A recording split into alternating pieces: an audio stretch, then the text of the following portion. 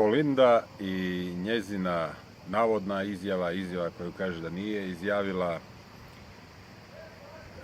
i sve što je s tim se pokrenulo i što stoji iza toga. Znači, prvo, Kolinda je bila u posjetu Izraelu, standardna hrvatska sluganska politika, znači ništa novoga tu nije bilo s njezine strane. Došla je tamo, govorila standardne priče i prije i poslije. Jedno što je ovo u Jerusalem Postu izišlo da je rekla to vezano za Bosnu i Hercegovinu, da tamo kako vladaju islamski militanti, da je Iran tamo utjecajan, da Iran odlučuje nešto i eto, taj jedan buč križ je tu napravljen i to je objavljeno u Jerusalem Postu. Možda 48 sati nakon te objave u Jerusalem Postu dolazi demanti iz ureda predsjednika, odnosno od same Kolinde, da ona tu izjavu nikad nije rekla ili nešto tako.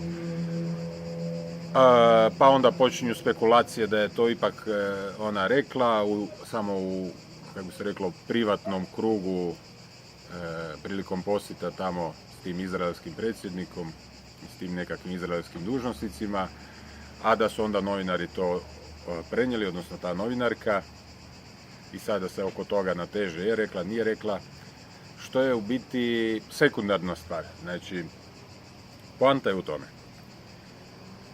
U Izraelu i formalno, znači ovo nije nešto neformalno ili neka ovako informacija koja nema utemeljenja u dokumentima i u zakonima. Znači, u Izraelu je formalno kompletna medijska scena, znači svi mediji su direktno pod kontrolom vojne obavještajne službe.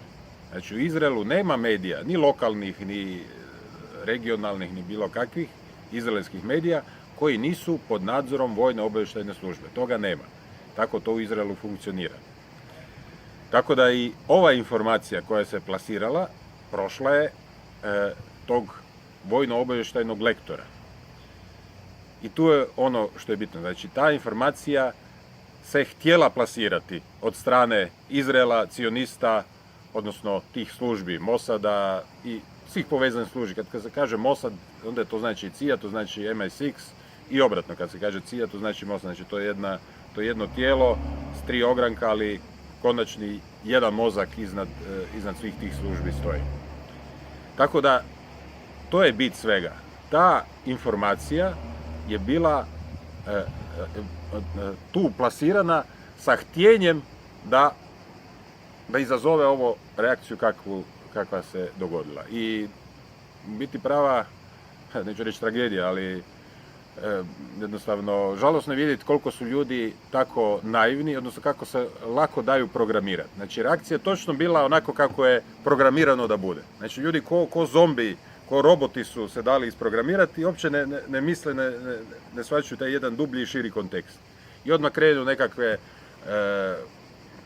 kao reakcije napadi na Kolindu, na Hrvatsku, kao da Kolinda o ičemu odlučuje, kao da ona je ikakav faktor o ičemu.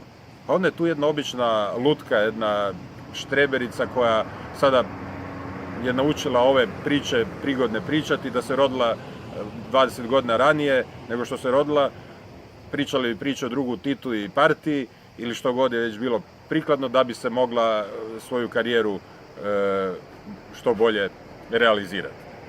Znači, ona je jedna karijeristica, jedna štreberica, potpuno neinventivna, žena bez svoje pameti i sad njezine izjave uzimati kao relevantne kao da su to njezine izjave. Nisu to njezine izjave, nema ona svoju pamet.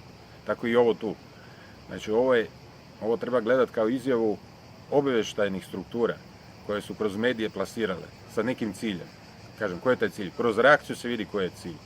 Znači, cilj je toga upravo razdvojiti Hrvatsku i Bosnu i Hercegovinu, odnosno, budemo precizni, još više povećati antagonizam između kršćana i muslimana, odnosno još preciznije između katolika i muslimana, to stanje zaoštriti i to je ono što ove strukture žele postići.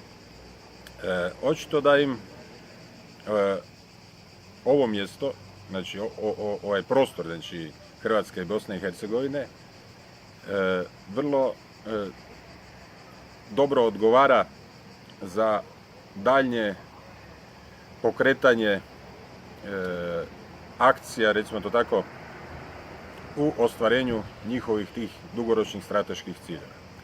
Ima tu i više i druge simbolike, znači Prvi svjetski rat je počeo u Sarajevu tim atentatom koji je onda lančano povezao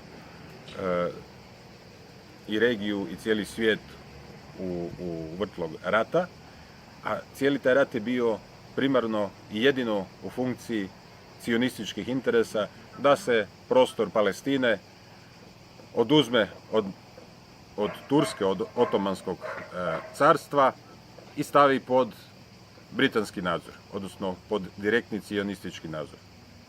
To je bila ta prva faza s tim Prvim svjetskim ratom koji se pokrenuo tim atentatom u Sarajevu.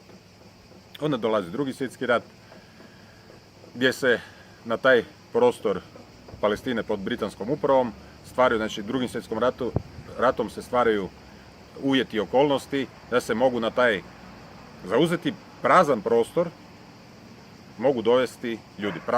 Prazan od Židova prazan, znači vrlo malo je Židova tu bilo. Znači u odnosu na domicilno arapsko stanovništvo su bili apsolutno manjina. Nešto malo ih se doseljavalo, ali vrlo, vrlo sitno i zato je bilo nužno pokrenuti Drugi svjetski rat da bi se moglo masovno doseliti u kratkom vremenu ljude s prostora Europe. I onda imamo sad ovaj Treći svjetski rat koji se sprema i koji će se pokrenuti za dovršenje tog cionističkog plana. I vrlo je, eto i simbolički, a i praktično je vrlo logično i smisleno da se, eto, zaokruži cijela ta priča. Počelo je na ovom prostoru Hrvatske, Bosne i Hercegovine, znači u Sarajevu Prvi svjetski rat i da se to dovrši na neki način da i ovaj treći formalno krene odavde. I ima više zgodnih razloga zašto je to tako. Znači, radi se o sukobu u Europi, radi se o sukobu onda između katolika i muslimana unutar iste rasne europske skupine i zbog cijele te i povijesne i te eksplozivne situacije koja je ovdje prisutna, vrlo se lako ova situacija ovdje može iskoristiti za proširenje na globalnom planu. I da se onda i širom dalje Europe, gdje su upravo sa planom i znači s tim htjenjem i dovlačene ove milijune izbjeglica, dalje taj sukob intenzivira. I kroz eventualno, odnosno vrlo vjerojatno i kroz orkestriranu ekonomsku krizu koja će još pojačati i još radikalizirati cijelu ukupnu situaciju. I zato, kažem, ovo što se sada dogodilo treba gledati u tom svjetlu i onda ne reagirati onako kako neprijatelj želi da mi reagiramo, nego reagirati sa jednom mudrošću, sa jednom pameću. To bi značilo da se radi upravo suprotno od ovog što neprijatelji, što ove strukture cionističke žele. Znači one žele ovaj prostor, znači na ovom jednom malom prostoru gdje su eto kršćani, muslimani i to kršćani i katolici, pravoslavci i muslimani tu koncentrirani, izmiješani i tu prebivaju, da se znači taj prostor iskoristi za pokretanje sukoba. Mudra politika, ispravna politika bi bila ići kontra toga, znači da se taj prostor iskoristi kao primjer suradnje i koegzistencije kršćana i muslimana na ispravan način. Na ispravan način za korist i dobrobit svih.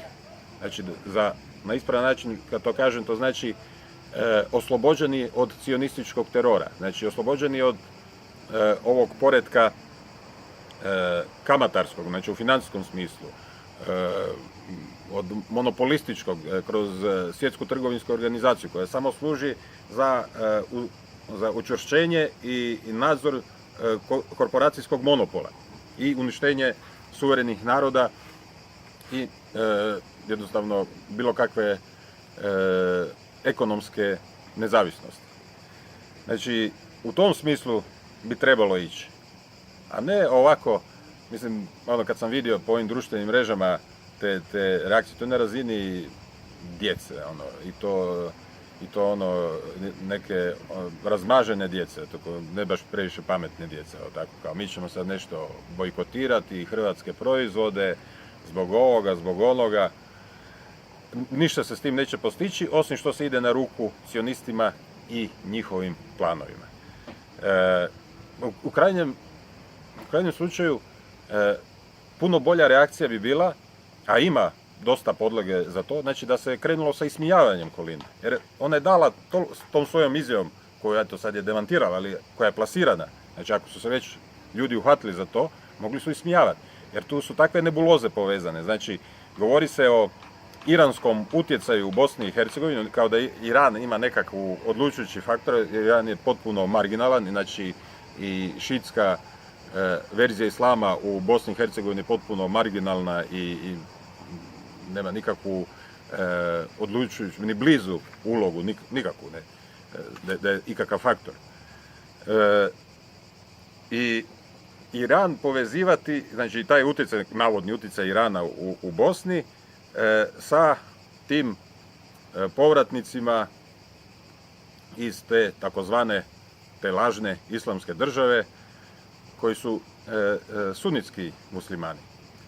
Znači da Iran upravlja s tim kao sunitskim ekstremnim elementima. Znači to je, opet dolazimo, to je jedna besmislica, jedna takva glupost da to vrijedi ismijavati, ne da se to može smijavati koliko je ta izjava glupa i nema nikakvog uporišta. Također, vezano za upravo tu takozvanu islamsku državu i da je, što je u toj izjavi rečeno, da u Bosni vlada nekakav militantni islam, što je opet na koncu smiješno, jer opet gluposti. Kakav militantni islam u Bosni, znači pogotovo recimo u ovoj glavnoj stranci SDA, nikakav tu militantni islam, tu vlada jedan pokvareni, iskvareni islam, jedan lažni islam po mom shvaćanju, znači jer ta stranka SDA i njihovo članstvo, znači oni žele ići u Europsku uniju, njima kamata ne smeta, njima NATO pakt isto je njihov cilj, znači kakav je to islam, kakav je to svjetonazor, mislim, nema to veze, da barem vlada, kad bi rekao, da barem vlada militantni islam, to uopće ne vidim loš. Militantnost samo po sebi ne vidim lošom stvari. Ali, kažem, ovo su takve besmislice izrečene i na te besmislice su, eto, odgovoreno novim nizom besmislica, bez ikakve vizije, bez ikakvog dubljeg shvaćanja cijelog konteksta. A malo širi kontekst, znači treba izići iz konteksta ove lokalne sredine, znači ono što govori, znači u geopolitičkom smislu, znači događa se strahovit pritisak Sjedinjenih Američkih Država, normalno i cijele ove ostale zapadno-imperialističke strukture u službi cionista, da se odradi takozvani deal of the century, znači dogovor stoljeća, koji uključuje, odnosno tako se to predviđa, da se za neke milijarde dolara Palestincima kao otplate nekakve zemljišne naknade i da se na taj način Izrael zaokruži, Palestinci istjeraju, ali kao naplate, i da bi to bilo rješenje za nekakav mir ili za ne znam što. I veliki je pritisak da se to odradi, znači u tome sudjeluje zajedno sa Izraelom i Amerikancima, sudjeluje Saudijska Arabija, ta Saudijska kraljevska obitelj, a i mnoge druge muslimanske zemlje, odnosno zemlje s muslimanskim većinskim stanovništvom, makar svojom šutnjom i pasivnošću podržavaju i ohrabruju takva htjenja i takve pokušaje i Palestincima se u tom smislu ne piše dobro, odnosno čekaju ih teška vremena i teška iskušenja. A ovakve stvari su dio, znači treba shvatiti, znači zašto je Izraelska obavještajna služba plasirala ovu informaciju. Treba shvatiti njihova htjenja u ovom realiziranju tog velikog Izraela. Treba vidjeti da, recimo, istočno od Eufrat, znači Sirija gdje i dalje je rat aktualan, znači istočno od Eufrata, ona zona koju kontroliraju Kurdi, odnosno kontroliraju Amerikanci i njihovi saveznici Kurdi, znači Amerikanci su već počeli sada eksploatirati naftne izvore tamo, odnosno američke te, kako oni kažu, nezavisne privatne kompanije. Znači tamo ima već nekih 5-6 tisuća američkih plaćenika i drugog osoblja koje eksploatiraju naftu i izvlače naftu. Time sami sebe financiraju i očito im služi za korupciju lokalnih dužnosnika i za vladanje tim prostorom. Dakle, kroz to se može vidjeti i budućnost, ono što sam govorio, NATO pakta, znači ta zona istočno od Eufrata se priprema da bude jedan kao buffer zona velikog Izraela. Znači veliki Izrael dolazi do Eufrata, istočno od Eufrata je opet pod kontrolom Amerikanaca, NATO pakta, direktno čak i tih plaćeničkih grupacija, a sutra će tu doći NATO, u sklopu NATO saveza i Hrvatska vojska, a možda i vojska Bosne i Hercegovine, jer i muslimanske stranke u BiH, ta SDA i ostale stranke i HDZ žele da Bosna i Hercegovina uđu u NATO. Pa će onda tim slijedom i bosansko-hercegovački vojnici štititi veliki Izrael, jer tako su to htjeli. Tako da, to su ti elementi, to je ta situacija koja se sada događa i koja se sad priprema i koja će se u najmanju ruku htjeti realizirati. Da li će se uspjeti realizirati, to samo Bog može znati, ali definitivno se radi na tome, o tome nema spora. I dio tih radnji je i ova plasirana informacija sa Kolindom, da se još dalje antagoniziraju ti odnosi ovdje zaoštre, da se onda lakše može, kad to zatreba, zapaliti jedna iskra i da sve eksplodira onako kako te strukture žele da bude. Evo, dio toga, sjećam se, isto sam komentirao u jednom videu vezano za onu, znači ovo sa Kolindom je odličan nastavak tog specijalnog rata, tipa i ono što je onaj glumac Hadži Hafizbegović rekao na N1 televiziji, kad sam komentirao da mi je to sumnjivo da takvu glupost provali, upravo u kontekstu ovog što se događa. Znači, ovo je taj kontinuitet tih gluposti. A kontinuitet tih gluposti su i te, ono što vidim da dolazi iz Bosne i Hercegovine, nekakve optužbe za Hrvatsku, za Kolindu, za Plenkovića, kao za nekakvu fašističku politiku i tak, ne.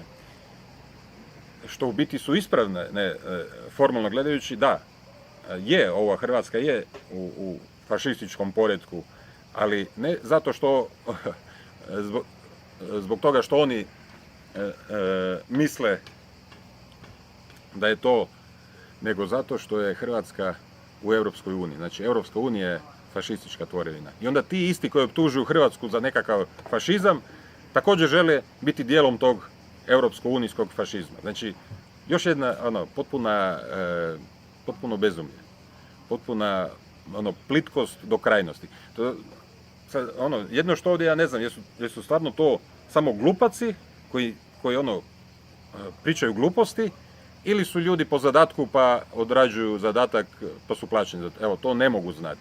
Ali definitivno se može vidjeti da to što govore i kako djeluju, govore krivo, govore loše, govore produktivno. Ništa dobro od toga neće nikakav narod imati, ni na kojem području, i od svega ovoga smiju se i trljaju ruke upravo samo ove cionističke zle strukture, jer kaže, eto, imamo dovoljno naivaca koji, znamo koje dugmiće treba pritisnuti i reagirat će onako kako mi želimo. I sad samo čekamo trenutak kad ćemo sve to odigrati, kad će se dogoditi nekakav incident, kad će neki novi Gavrilo Princip po zadatku, tada britanske obavještajne službe, sada opet bi mogla biti ili britanska ili Mossad ili CIA, svejedno, da se sve to zakotrlja.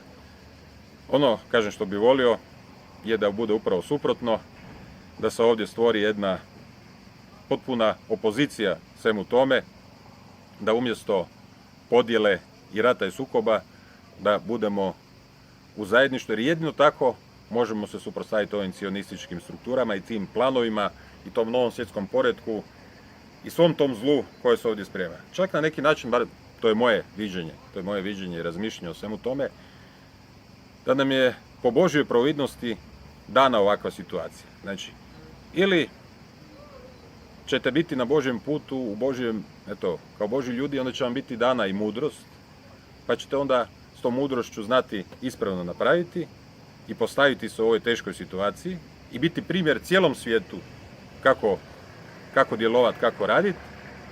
Ili, ako ćete biti bezumnici, ako ćete biti samo formalni vjernici, ono bitno da me se vidi, ne znam, u džamiji, u prvom safu ili u katedrali, onako za prikazivanje i pokazivanje, a djelima i onome što je bitno, po čemu se vjera dokazuje i iskazuje, tu je potpuna praznina.